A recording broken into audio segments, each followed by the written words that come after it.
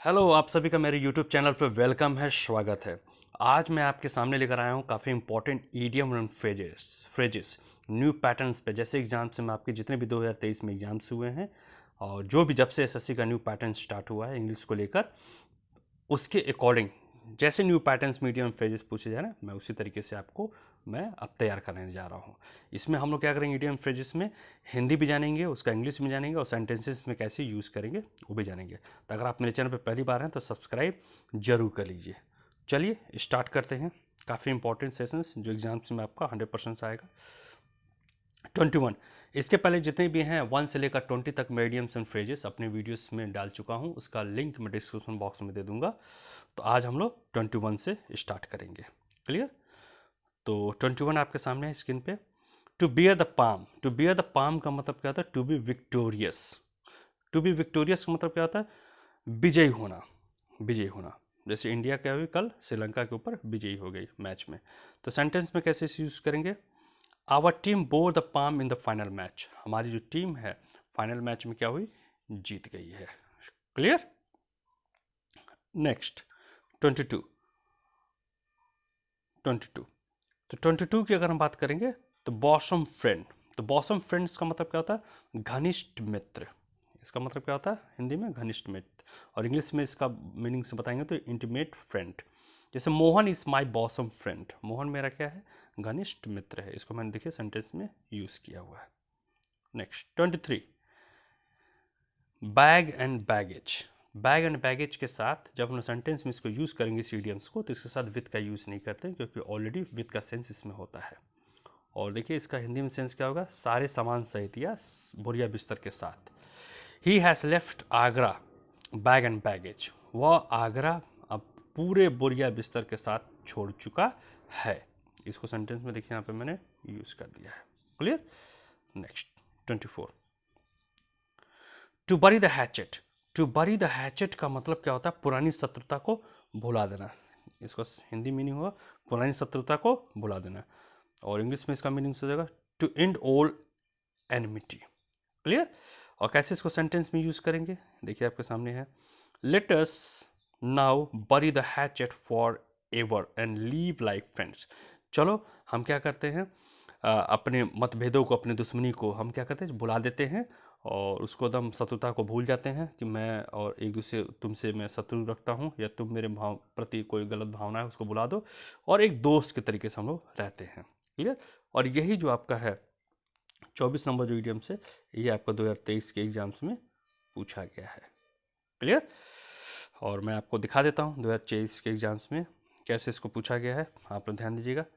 देखिए यहाँ पे आपका दिया हुआ, despite the differences the two politician decided to bury the hatchet. इसीलिए आपका 1 नंबर है, to bury the hatchet and work together for the greater good.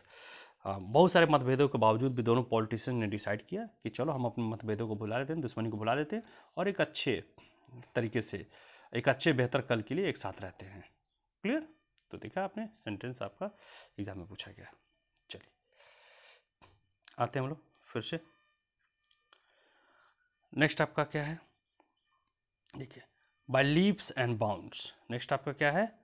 Bye leaps and bound. तो बाय लीप्स एंड बाउंड्स का मतलब क्या होता है? Very rapidly, बहुत तेजी से। जैसे India is progressing by leaps and bound. India बहुत तेजी से क्या कर रहा है? विकास कर रहा है। क्लियर? चलिए 26 देखते हैं। To be in bad books of. To be in bad books of का मतलब क्या होता है? कृपा पात्र न होना। मतलब किसी का हाथ आपके सर के ऊपर नहीं है, जैसे टीचर्स का, माता पिता है, किसी बड़े जने का या जिसकी कृपा पात से आप आगे बढ़ सकते हैं, उसका हाथ नहीं आपके ऊपर नहीं हो सकता। आपका बिहेव या आपका कैरेक्टर क्या है उतना सही नहीं है। क्लियर? अब कैसे इसको सेंटेंस यूज करेंगे? He is in the bad books of his teachers. वो अपने अध्यापक के कृपा पात्र में नहीं है। क्लियर? चलिए नेक्स्ट 27।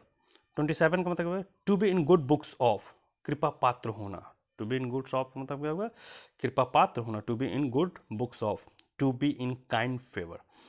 अब इसको सेंटेंस में कैसे यूज करेंगे? तो देखिए सेंटेंस यूज करें, he is in good books of his teachers. अब वो अपनी अध्यापक की कृपा दृष्टि में है। ठीक है, कृपा पात्र है, उसके अध्यापक का क्या है, उसके ऊपर आशीर्वाद है। क्लियर।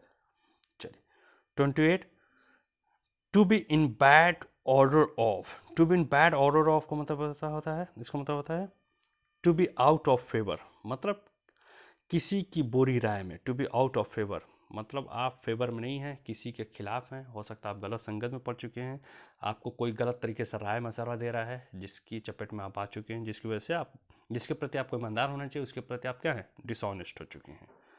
क्लियर। तो कैसे इसको सेंटेंस में यूज़ करेंगे, आप यहाँ पे देखिए, यहाँ पे दिया है a dishonest servant is always in bad order of his master. जो डिसऑनेस्ट होता है, जो ईमानदार नौकर नहीं होता है, वो हमेशा अपने मास्टर के अगेंस्ट हो जाता है, क्योंकि वो किसी की बुरी राय में पड़ चुका है। क्लियर। चलिए 29, to be in good order of. To be in good order of का मतलब क्या होता है, to be in good favour, किसी की अच्छी राय में, किसी की अच्छी राय में होना। क्लियर। अब यहाँ पे सेंटेंस में इसको यूज़ करेंगे, सेंटेंस में जब इसको यूज़ करेंगे तो देखिए क्या है, an honest servant is always in good order of his master. जो एक ईमानदार नौकर होता है वो हमेशा अपने मास्टर के अच्छी भलाई के लिए ही वो सोचता है, हमेशा उनके प्रति क्या होता है, ईमानदार होता है। क्लियर। चलिए नेक्स्ट 30। अब 38 की बात करेंगे तो 38 में क्या है आपका, bolt from the blue. Bolt from the blue का मतलब क्या होता है, a sudden calamity. A sudden calamity का मतलब क्या हो गया कि अचानक, सडन क्लैमिटी मतलब अचानक आया हुआ संकट। इसका मतलब क्या होता है, अचानक आया हुआ संकट। अब इसको सेंटेंस में कैसे यूज करेंगे, the news of his father's death. जो उसके पिता की मृत्यु का जो समाचार हुआ अचानक उसे मिला, जिससे तो वो घबरा गया कि ये कैसे हो गया, अभी तो मुझे विश्वास ही नहीं हो रहा है। क्लियर। तो बोल्ड फ्रॉम द ब्लू का मतलब ये होता है अचानक आया हुआ संकट, या अचानक कोई घटना घटित हो जाती है जो आप एक्सपेक्ट नहीं किए हुए हैं। क्लियर। तो देखा आप लोगों ने कितने अच्छे तरीके से हम लोगों ने ईडियम्स एंड फ्रेजेस को यहाँ पे कवर किया, और 20 से लेकर 30 तक हमने 10 ईडियम्स एंड फ्रेजेस को कवर किया, जो कॉम्पिटिटिव एग्जाम्स के लिए काफ़ी ज़्यादा इंपॉर्टेंट है। और इसके पहले मैंने 1 से लेकर 20 तक अपना कवर कर लिया है। और अगर आप मेरे चैनल पर पहली बार तो सब्सक्राइब जरूर कर लीजिए, उन वीडियोज़ को जरूर देख लीजिए, उसका लिंक मैं अपने डिस्क्रिप्शन बॉक्स में दे दूँगा। तो अभी तक का जो अपडेट्स है 30 तक ईडियम्स एंड फ्रेजेस जो मैंने आपको दिया है, 100 से ऊपर मैं आपको दूंगा। इसको नोटबुक्स में जरूर लिख लीजिए और इसको ज़रूर याद कर लीजिएगा, ठीक है, ताकि आपको एग्जाम्स में जब ये इंपॉर्टेंट इसके जब आपके क्वेश्चंस मिलेंगे तो आपको 100% मेरी ये राय और मेरा ये वीडियोस आपको याद आएगा। चलिए, वीडियोस को देखने के लिए आप लोगों का बहुत बहुत धन्यवाद। आगे मिलते हैं नेक्स्ट वीडियोस के साथ।